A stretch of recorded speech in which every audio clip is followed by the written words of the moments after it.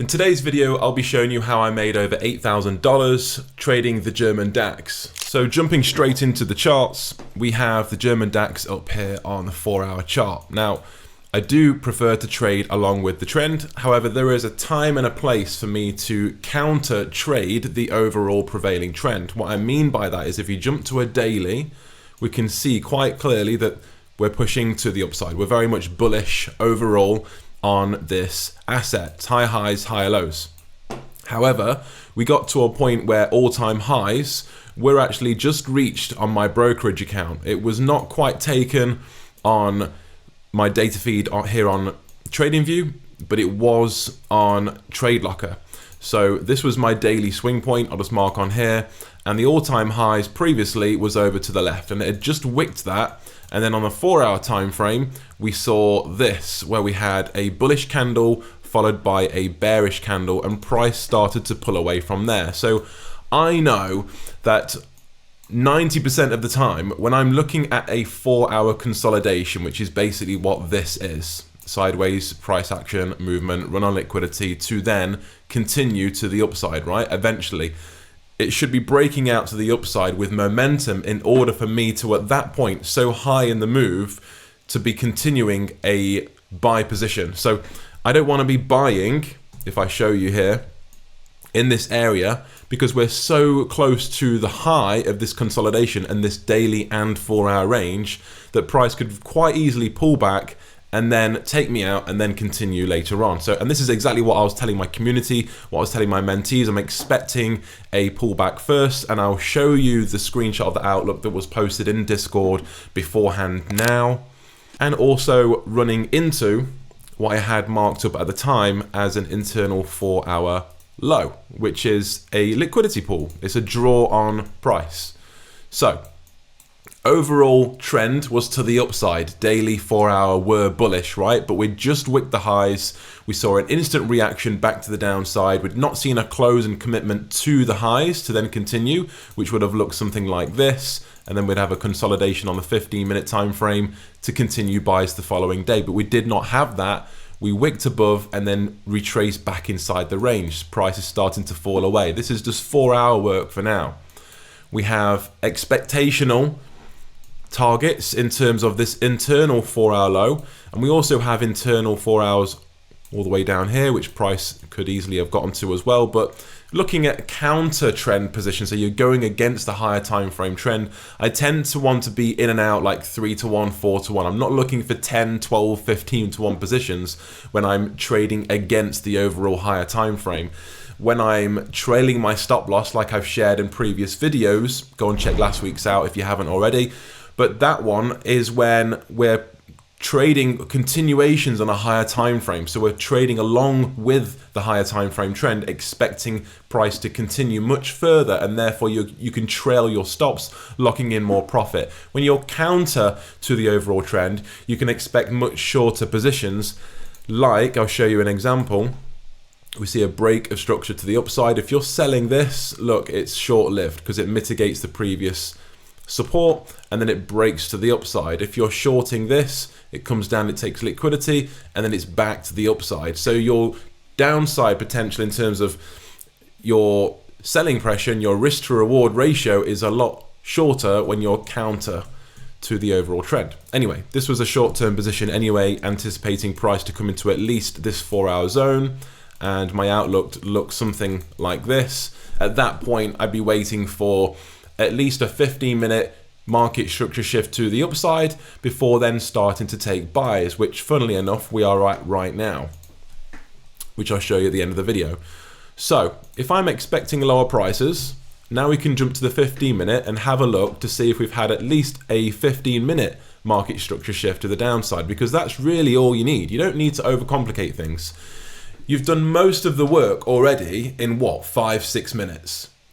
The 4-hour is king. That's what we follow. That's what I call, and I tell my mentees, as the key driver. If in doubt, you can either stay out, or if in doubt, follow the 4-hour. Jump up a time frame. If you're stuck on the 15-minute and the 15-minute is not really showing any clear signs, go back to the 4-hour. You should have already analyzed that. And the 4-hour will either tell you you've got a bullish bias, you've got a bearish bias, or price needs more development and you should be sitting on your hands. But we've done the 4 hour work, we're expecting this 4 hour low to be met, right? So that means we have enough confidence that price is going to push lower. We have a trade idea. So we have a 15-minute bullish range up here, exactly the point where price mitigated or liquidated even the previous all-time highs. You can see not on this data feed it didn't, but it did on my broker feed. So even if it didn't, right, still no commitment to the upside. So we're expecting a retrace, a pullback, some kind of a relief in price. So we have a 15-minute range here. I'll just remove the 4 hour range so we can see that clearer. Like so, we can see this 15-minute range here. That's the last bullish range that was present. So first of all, what happened was this high failed to break above this high. So it's a failure to commit to the upside. So it runs down, and this is exactly why I'm not expecting this to be a run on liquidity to continue high, because it's already failed to push higher. So at this point, we have a singular break to the downside, right? So what are we expecting next? Likely a consolidation, which is what we had. We can mark out our potential first 15-minute bearish range here because it's a lower low. The next day, early London, in fact, what do we get? We get a second break to the downside. So that means we've got 2 lower lows on the 15-minute. So we've had a market structure shift over here, and now we've got confirmation of a new bearish trend on the 15-minute time frame. So that is now marrying up with the bias on the 4 hour that we could see some short-term at least lower prices. So what are we looking for next? So we can look at the most recent low and the most recent high on the 15-minute, and we can see here, I'll mark out, we've had a run on liquidity very late New York the previous day. So that was on the Wednesday. The entry was the following day on the Thursday, which is why I've got bar replay so you can see in real time more idea of how I was looking at the market. So let's play this forward a few ticks because I'm asleep at this point. And what we can see here is price consolidating. We have Asia session, which I'll just mark out here because I know it's not very clear. That's Asia session, right? So we want some kind of a run on liquidity inside of here, and I'm going to stay on the 15-minute because that was the entry time frame that I chose. So we're waiting for closer to 8 AM UK time, which is about where I am looking at the charts for the first time, and my closest level of 15-minute liquidity is this level right here. So what I'm waiting for next is a retrace candle. So on the time frame that I'm entering on, I want a run on liquidity and I want a retrace candle to either close or to start pushing away. I'm more likely to market execute before the candle closes if I'm taking a 1-minute trade, just like I showed on my gold video last week. But if it's 5 and 15-minute, it tends to be a close of that candle. So we're waiting for a retrace on there, which we get. This was actually a 5-minute close, which we can see here. So a few candles beforehand, my apologies.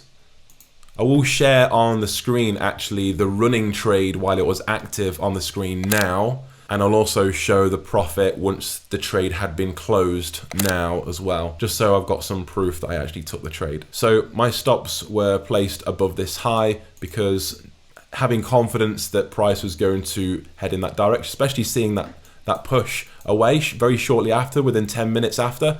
Where's the profit targets on this? Let's have a look, just make this visible everywhere. And drop back to the 15-minute. You see we've got so much room to the downside here. This 4-hour low is way down here. I ended up taking a 4.5% profit on this, which is why it was almost 9k on the 200k account. And if I play this forwards, you can see that actually continued right into that 4-hour low. You'd be asking yourself, but why didn't you target the 4-hour low on this? Well, one, I have a consistency rule of 45% daily profits on that account at the time that I traded, so that would have increased my profit target. And also, like I said earlier, if you're counter to the overall trend, typically a 3-to-1, 4-to-1, max 5-to-1 is enough. You don't want to be running, and we've all experienced this, I'm sure you have watching this now, where you've ran a 4 or 5, 6-to-1 position, expecting it to continue, and then price reverses, takes you out for a break even. That's like probably worse than just taking a loss, just taking a losing trade that was valid, right? Probabilities. So I'd much sooner take that 4.5%, especially when it's a significant figure, than run the risk of giving all that profit back for being greedy. So that's one thing to note as well. And also because soon after price was 3.5% on this, we're at the 15-minute lows. So just because we have a 4-hour level of liquidity here doesn't mean price has to get to it. Remember, daily and 4 hours still bullish. So what could have easily happened if I just trailed this back, and I was very aware of this, was price could have stalled here, not reached the 4-hour low, and seen a market structure shift to the upside. And I actually said that as well in my Discord, so I'll put a screenshot up here just showing that that's exactly one of the scenarios that I did say. So either waiting for the 4-hour lows to be swept and a market structure shift, or a 15-minute structure shift beforehand, or then potentially going for the external range lows. So we had those scenarios intact, and I did also say that I'd be closing my profits just after that 15-minute low has been broken. So that was a really clean, simple trade recap. A lot of you have been asking me actually in the YouTube comments to give you a trade recap, and more specifically one that's counter to the overall trend, because I am primarily a trend-based trader. But when I have that confidence and I have the confluences that stacked in my favor for lower prices in a bullish market, for example, like this was, then I am not against taking those kind of positions. So I hope you took value on this. If you're interested in learning more, there's some links below. And otherwise, I'll see you on the next one, guys.